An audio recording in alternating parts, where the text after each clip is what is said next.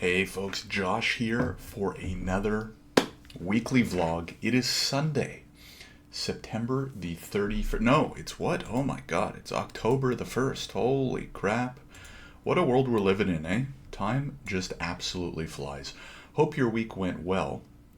Hope your weekend's going well, or maybe you're watching this during the week, so hope your week's off to a good start. Anyways, as most of you know, I record a weekly vlog or I record a weekly audio podcast once a week, just giving you updates on my journey as an entrepreneur in Canada. I'm a Canadian immigration lawyer by trade. I'm the co-founder of a tech company called Visto. That's where I spend pretty much all of my time. So if following along a journey like that sounds good, you might enjoy the content. Anyways, I'm gonna jump right in. It was certainly a busy week on my end. We started hiring. I think I briefly mentioned this last week in the vlog, but we've started hiring. We're actually going to end up hiring for two roles. The one that I'm hiring for is in sales, right? More of a junior sales role, ideally in Canada. And my co-founder Alex will be hiring a full stack software engineer. So if we're almost done the hiring on the sales side. I'll get to that in just a minute. But if you're a full stack engineer or you know a full stack engineer who might be interested in working for a cool Canadian immigration tech startup, then reach out. Let me know. I can put you in touch with Alex, or I can send you the job description to see if it's a good fit. I don't remember what the tech stack is, right? It's all mumbo jumbo to me. React JS and Node JS and this JS and that JS. Is JS named after me, right? Josh Shacknell? I don't know, maybe.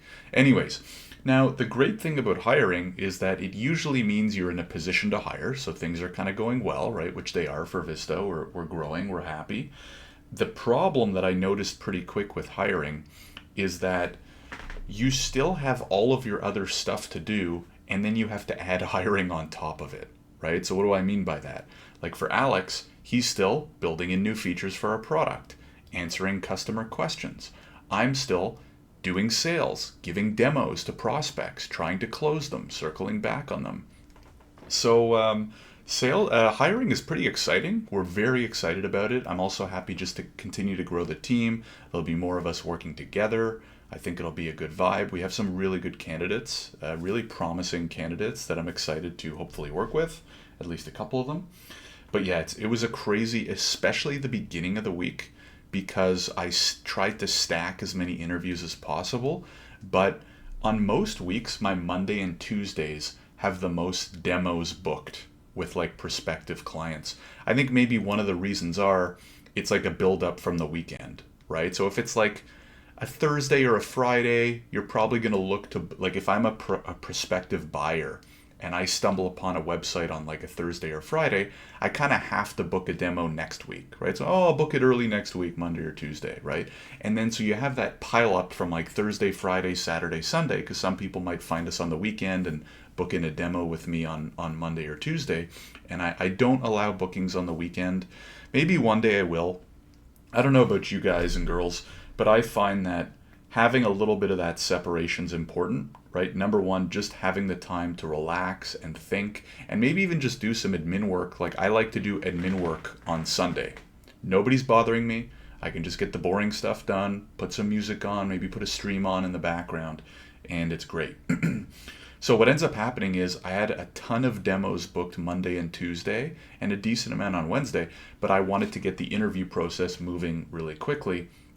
So it was hiring plus I was basically going back and forth between doing demos and interviews, like Monday, Tuesday, Wednesday. Cleared up a little bit on Thursday, a little bit on Friday, definitely a little bit quieter, had a little bit more room to breathe and actually get some work done, which was really good. Now, keys to hiring, right? This is something I've been thinking about a lot because we're hiring, right? I've said this before. I think I said it last week. I'll say it again. I don't understand why so many people pay recruiters. I have nothing against recruiters personally, but there's so many companies that spend so much money on recruitment, and we've never spent a dollar on recruitment. Why? Because we focus on building our brand and our following and our email list so that when it's time to hire, we just put out a call and we got dozens and dozens and dozens of applications just from people in our network or friends of friends or colleagues of colleagues. And that's awesome, right? So you all know that's why I'm vlogging right now, right? I think it's a great practice to build your personal brand online. But building your personal brand online has so many more benefits than just selling products and services, right? You can use it to hire, you can use it to find partnerships, you can use it to start podcasts, hundreds of different things. So anyways, I won't beat that dead horse, but reason number one of 482 why you should be, building a following and a brand online. I also switched over to Substack a couple weeks ago, as some of you might have noticed if you were previously on my email list or you are right now. And I've really liked it so far. For the last few years, I've managed my email list kind of with a standard autoresponder. I used Aweber, which I really liked. I thought Aweber was great, pretty easy to use. Not the not the prettiest UX UI, but worked pretty well.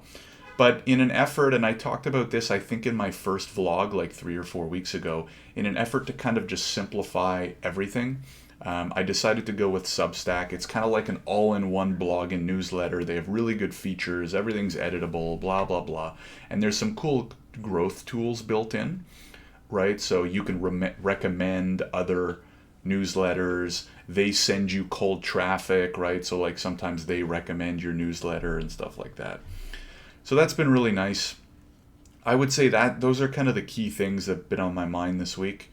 In terms of really quick back on interviewing, if anybody is hiring or thinking of hiring, we went with a pretty simple 4-step, or I'm doing for the sales role, a pretty simple 4-step process where step number 1, shout out to our friend Lee M, who recommended this is a really great first step, I think, for an interview process. Because the big problem with hiring is you post a job and then you get 500 applicants and then they all kind of look the same because the resumes are, can only be that great, right?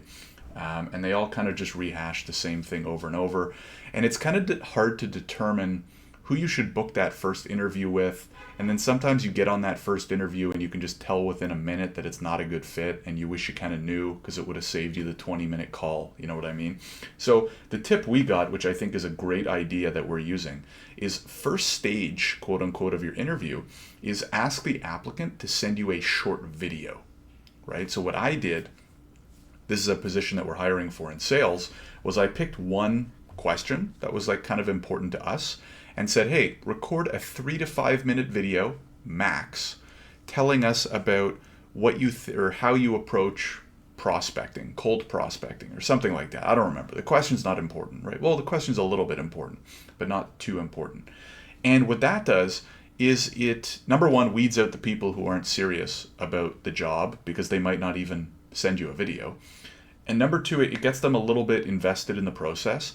And number three, it's very low commitment for you to do kind of like a first round screening, right? Are they well spoken? Do they seem like they know what they're talking about? Are they interested? Blah, blah, blah. So that was a really great tip that I used. So we have that first round, hey, send me a 3 to 5 minute video. Then if that goes well, I book like a 20, 30 minute call, go into a little bit more detail on their background, stuff like that, share a little bit more about our company, the role, give them more context. And then if that goes well, third round was a little bit of a longer, more technical call, right? Digging into their sales experience, asking them questions about sales specifically, blah, blah, blah. And if that goes well, we'll do a final 20, 30 minute call with Alex and I, so my co-founder, and we will ask more questions, just make sure it's a good fit, see everybody kind of vibes together. I think especially in a smaller company where all of us will be talking a lot, it's important that, you get input from the other co-founding members to make sure that everyone's going to get along and all that kind of stuff. So anyways, that's kind of been it for the week. It's flown by. The week has really flown by. When you're busy, it kind of flies, which I guess is good. Nothing else too notable, to be honest.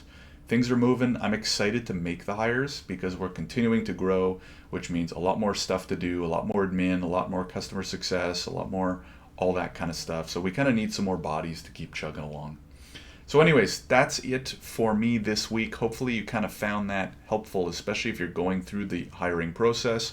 Remember, my two biggest tips are, number one, build a brand so you can leverage that brand when you're actually hiring to get quality applicants. And then number two, that first stage, have applicants, not all of them, right? I didn't send that to every applicant. We were like, hey, if you're interested applying, fill out the form here, short form with a resume. And then if their profile looked good, right? Because we don't want to waste people's time, right? If I know from their resume they're not going to be a good fit, I just say, sorry, you're not a good fit, right? So I think the interview process needs to be a good balance between respecting the person's time, but also doing your proper evaluation so you can make the best decision, right? So that's what we try to find. I think asking for that 3 to 5 minute max video is a great way to do a very quick first round evaluation, and then it kind of kicks off the process and saves your time from there. So anyways, that's it for me. Won't beat a dead horse. Hopefully you enjoyed this video. If you do, make sure to like, subscribe, all that fun stuff, depending on whether you are watching on YouTube or listening on the podcast. I will also put a link to my Substack in the description. That's the best place to subscribe to so you get all my stuff every week, right? I kind of send a quick update, summarize everything, include a link to this vlog. So if you want to be notified, right, every week when it goes live, then I highly recommend joining the Substack. All my best updates and stuff like that, content, it all goes in there. Anyways, thanks again for tuning in. Hope you have a great week, and I will see you in the next one. Cheers.